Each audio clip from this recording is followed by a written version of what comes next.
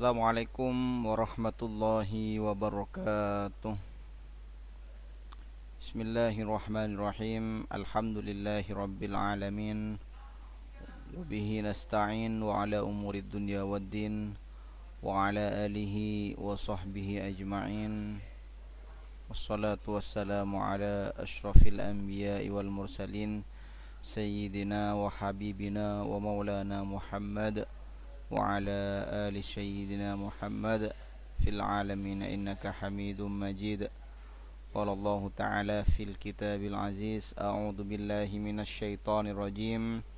بسم الله الرحمن الرحيم. شهر رمضان الذي أنزل فيه القرآن هدى للناس وبينات من الهدى والفرقان فمن شهد منكم الشهر فليصم. Al-ayah amma ba'du. Alhamdulillah, di kesempatan yang insyaallah barokah, yang insyaallah penuh dengan rahmat ini, karena saat ini kita diberikan oleh Allah Subhanahu wa taala waktu dan kesempatan untuk melaksanakan ibadah puasa, merupakan amalan-amalan dan kewajiban-kewajiban setiap umat Islam yang termasuk sangat mulia, dan bahkan nilai pahalanya sangat besar di sisi Allah Wasallam. Kenapa saya bilang wajib? Karena bunyal Islamu ala khumsin: syahadatu an la ilaha illallah wa anna muhammadar rasulullah wa iqamis shalah wa itaiz zakah wa shaumi ramadan. Islam ini dibangun berdasarkan ada 5 perkara. Yang pertama yaitu seseorang jika mau masuk Islam, maka dia harus berikrar, bersyahadat kepada Allah Subhanahu wa taala, dan bersyahadat menyaksikan bahwa Nabi Muhammad sallallahu alaihi wasallam merupakan utusan Allah, dan itu merupakan perkara pertama, perkara awal yang harus dilakukan oleh setiap orang Islam, setiap orang yang ingin masuk ke agama Islam. Barulah ketika sudah melaksanakan, melafazkan syahadat atau pengikraran, maka seseorang diwajibkan atas beberapa hal, termasuk salat, puasa, zakat, haji, dan puasa pada bulan Ramadan, seperti yang saat ini kita lakukan.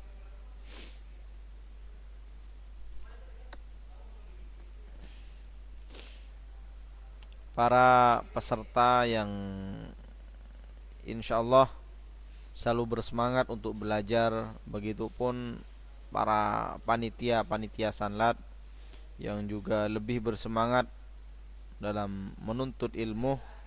Ketahuilah bahwa datangnya bulan Ramadan ini, sebelum saya membahas tentang fikih Ramadan, maka yang akan saya jelaskan yaitu datangnya bulan Ramadan. Bagaimana seharusnya kita sebagai umat Islam mengetahui kapan bulan Ramadan itu datang dan kapan kita harus berpuasa. Dan ini juga termasuk terhadap syarat-syarat kita puasa, termasuk dalam fikih Ramadan juga. Datangnya bulan Ramadan ditetapkan di Indonesia saat ini dengan 2 cara. Yang pertama dengan terlihatnya hilal, dan yang kedua menggenapkan bulan Sya'ban hingga 30 hari. Begitupun dengan hari raya Idul Fitri, maka kita melaksanakan sholat Id ketika kita sudah ada yang melihat hilal, atau menggenapkan bulan Ramadan menjadi 30 hari. Sebaiknya Ramadan dan sholat Idul Fitri ini harus mengikuti penempatan hilal yang dilakukan oleh pemerintah setempat. Kita di Indonesia, alhamdulillah, sebelum masuk waktu Ramadan, sebelum masuk waktu Idul Fitri, pemerintah sudah menjalankan dan menyediakan bagi kita memberitahu kepada kita awal bulan Ramadan, dan kita harus mengikuti pemerintah, sesuai dengan arahan pemerintah, asalkan yang ditetapkan oleh pemerintah sudah menjalankan prosedur penetapan hilal dengan benar. Jadi kita di Indonesia biar tidak terpecah belah, ada yang puasa hari Rabu, ada yang puasa hari Selasa. Untuk menghindari hal itu, pemerintah mengadakan yang namanya sidang isbat. Sidang isbat itu penempatan awal Ramadan, dan itu kajian-kajian ulama, kajian-kajian para ilmuwan yang mengetahui tentang ilmu falak yang sudah ditentukan oleh pemerintah, dan itu untuk menjaga ukhuwah dan persatuan umat Islam yang ada di Indonesia. Dan sabda Nabi, idza raaitumul hilal fasumu wa idza raaitumuhu fafturu fa in gumma alaikum fasumu salasina yauman. Apabila kalian melihat hilal pada bulan Ramadan, maka berpuasalah. Dan apabila kalian melihat hilal pada awal Syawal, maka berlebaranlah, berbukalah. Dan apabila tertutup awan atau mendung, misalkan pada hari itu ketika pengambilan untuk penglihatan hilal ada cuaca mendung, maka berpuasalah selama 30 hari. Seperti itu. Jadi genapkan puasa kita selama 30 hari. Tapi insya Allah sekarang pemerintah udah jauh-jauh sebelum bulan Ramadan datang, pemerintah sudah menyediakan jadwal bagi kita. Di kalender-kalender sudah tertulis, dan insya Allah itu sesuai dengan prosedur penetapan yang ditentukan oleh pemerintah, yang melibatkan ulama-ulama dan orang ahli ilmu falak. Dan jangan ragu untuk mengikuti itu.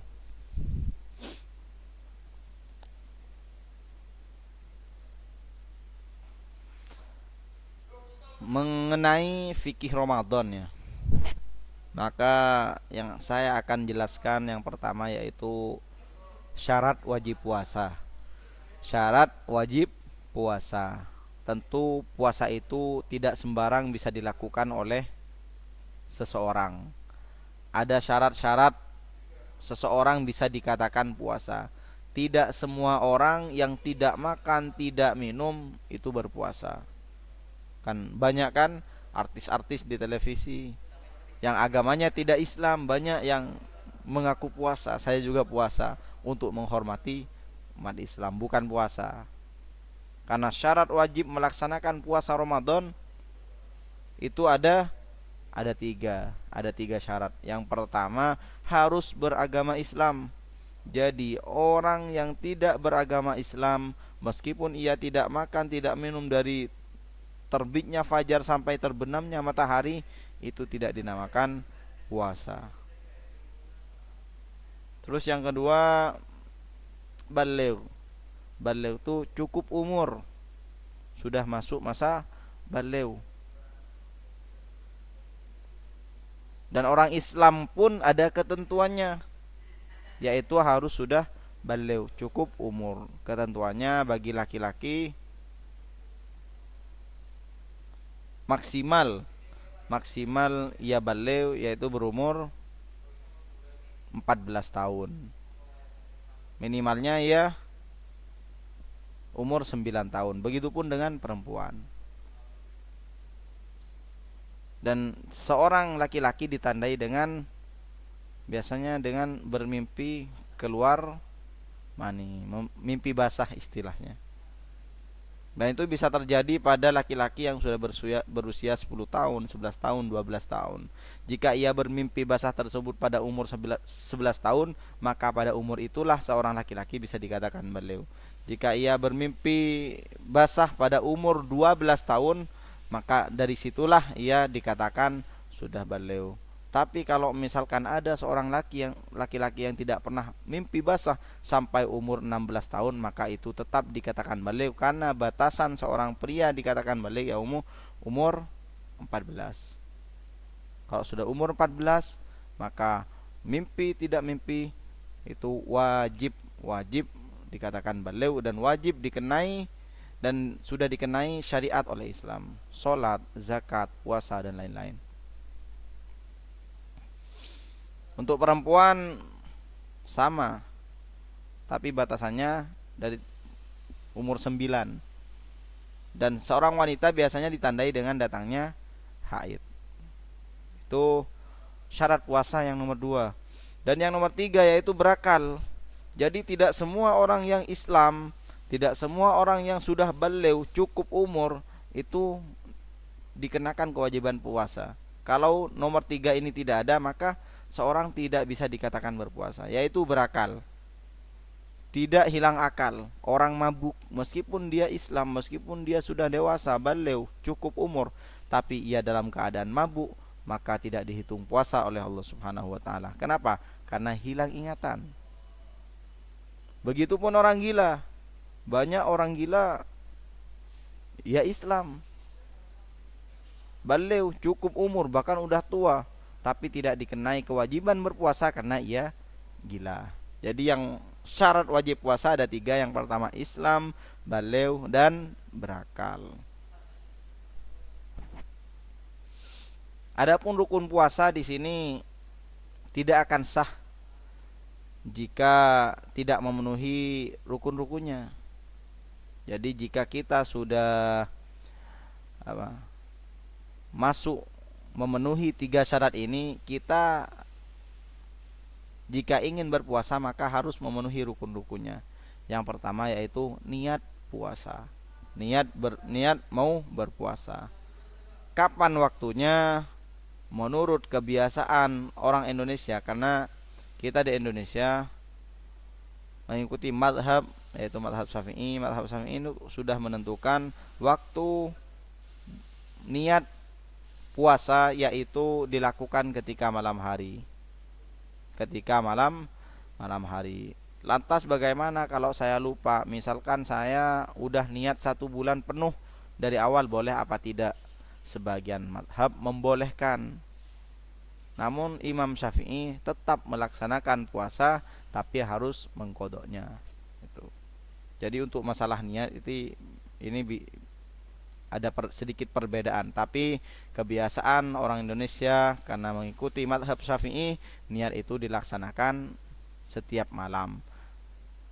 Malam yubayyit syam qabla al-fajr fala syiyama lahu. Barang siapa yang tidak berniat, kalau enggak salah ya, tidak berniat pada malam sebelum fajar, maka tidak sah puasanya, kecuali puasa sunnah. Kalau puasa sunnah kita bebas, asalkan sebelum tergelincirnya matahari. Kita sebelum duhur jam 10 misalkan belum makan, baru sadar kalau belum makan, oh saya belum makan. Ternyata di rumah gak ada makanan, ya udah saya niat puasa. Maka kalau puasa sunnah persilahkan, waktunya bebas, asalkan masih tidak tergelincirnya matahari, tidak masuk waktu duhur. Juga rukun puasa seorang di lain niat yaitu menahan diri. Menahan dari apa? Menahan dari segala hal yang membatalkan puasa. Contohnya apa? Makan, minum, dan bersetubuh bagi orang yang sudah bersuami istri, mulai dari terbit fajar sampai terbenamnya matahari. Dan kalau bisa jangan hanya menahan makan dan minum dan bersetubuh. Sesuai materi yang disampaikan kemarin, kita juga harus menahan nafsu kita, menahan tangan kita, menahan mata kita agar untuk tidak melihat kemaksiatan, menahan kaki kita agar tidak dilangkahkan terhadap jalan yang kemaksiatan dan lain sebagainya. Seperti itu, ya. Terus yang selanjutnya, hal-hal yang membatalkan puasa apa saja? Ada orang yang berpuasa, tapi perlu diketahui apa saja sih hal-hal yang membatalkan puasa itu. Yang pertama, Kita singkat aja. Yang pertama yaitu makan dan minum. Makan dan minum, bersetubuh, tadi udah disebutkan ya. Yang kedua, sesuatu yang masuk ke tenggorokan, baik berkumur-kumur ketika wudu atau menelan sesuatu benda yang lainnya jika sudah melewati batas waktu. Contohnya kita wudu, kan diperbolehkan kita berkumur-kumur, kita diperbolehkan menggosok gigi asalkan masih belum tergelincirnya matahari, masih belum masuk waktu duhur. Kira-kira jam 10, jam 11 kita masih diperbolehkan untuk bersiwak, menggosok gigi. Ketika waktu pagi kita masih diperbolehkan, tapi kalau sudah masuk lewat dari waktu itu, maka kita dimakruhkan untuk menggosok gigi, bersiwak dan berkumur-kumur. Jika sudah masuk waktu asar, maka kita dimakruhkan menggosok gigi. Jika kita memaksakan gimana? Makruh, hukumnya gimana makruh? Makruh itu hukumnya lebih ke tidak boleh. Jika lebih ke tidak boleh kalau puasa apa? Lebih ke membatalkan. Misalkan kita tetap memaksakan untuk gosok gigi dan berkumur-kumur sehingga tidak sengaja air yang kita telan itu masuk ke tenggorokan dan masuk ke dalam tubuh kita, maka secara otomatis puasa kita batal walaupun tidak disengaja. Karena itu merupakan waktu yang makruh untuk melakukan kumur-kumur. Udah tahu makruh masih dilakukan. Sehingga konsekuensinya jika sampai air yang kita kumur-kumur itu masuk, maka puasa kita batal. Yang nomor 3 yaitu hal yang membatalkan puasa, keluar mani. Keluar mani bagi seorang laki-laki karena disengaja, seperti berlama-lama memandang wanita, menghayal, berciuman atau bersentuhan dengan wanita sehingga menyebabkan ia keluar mani, dan itu tidak diperbolehkan. Terus yang keempat, muntah dengan sengaja, maka itu tidak boleh, batal bagi orang yang pura-pura muntah. Waman istaqa'a amdan falyaqdi. Mana tuh? Barang siapa yang muntah dengan sengaja maka wajib mengqadha puasanya. Adapun bagi muntah yang tidak disengaja enggak masalah. Terus ada syarat puasa yaitu barang siap yang membatalkan puasa. Orang yang makan dan minum, dia menyangka telah maghrib, ternyata masih siang, maka puasanya juga batal. Terus yang nomor 6, tidak berniat puasa pada malam harinya. Tadi disebutkan tidak berniat puasa. Yang nomor 7, keluar darah haid atau nifas bagi seorang perempuan. Yang nomor 8 apa? Murtad. Dan yang nomor 9, hilang akal atau gila. Maka dari itu ketika bulan Ramadan ini kita mari menjaga amarah kita, menjaga syahwat kita, menjaga nafsu kita agar tidak tergoda dari hal-hal yang membatalkan ibadah kita, membatalkan puasa kita. Termasuk yang paling harus berhati-hati yaitu bagi seorang yang sudah bersuami istri, jangan sampai melakukan hal-hal yang biasanya dilakukan di bulan-bulan, biasanya dilakukan pada siang hari pada bulan Ramadan, yaitu berhubungan suami istri, dan itu dendanya, kafaratnya sangat besar. Karena dulu ini dalam hadis ya, ada seorang yang datang kepada Rasulullah dan dia mengatakan, halaktu ya Rasulullah wa malak waqatu ala imraati fi Ramadan. Celaka ya Rasulullah. Nabi bertanya, kenapa kok bisa celaka? Saya telah menggauli istri saya pada siang hari di bulan Ramadan. Kemudian Nabi Muhammad SAW bertanya, apakah kamu punya uang untuk memerdekakan budak? Dia menjawab, tidak ya Rasulullah, saya orang miskin.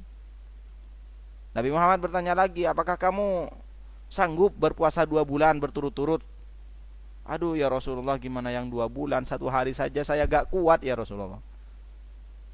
Lalu Rasulullah bertanya lagi, apakah kamu punya makanan untuk engkau berikan kepada 60 orang fakir miskin? Ya Rasulullah, saya ini udah miskin ya Rasulullah. Saya ini miskin. Gimana saya mau punya harta sebanyak itu, memberi makanan terhadap 60 orang miskin? Lalu Rasulullah menjawab lagi, kalau begitu saya ada kurma.